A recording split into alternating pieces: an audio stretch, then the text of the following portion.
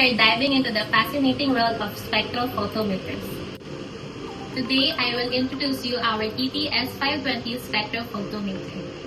A color spectrophotometer is an instrument that measures the intensity of colors in a given light. It's widely used for color matching, quality control, and even in research.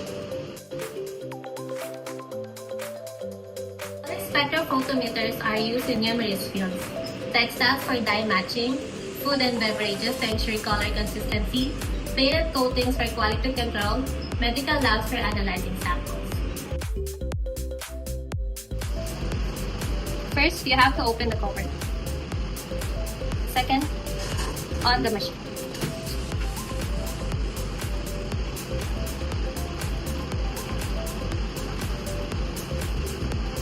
This button is the measurement. Now I operate the sample.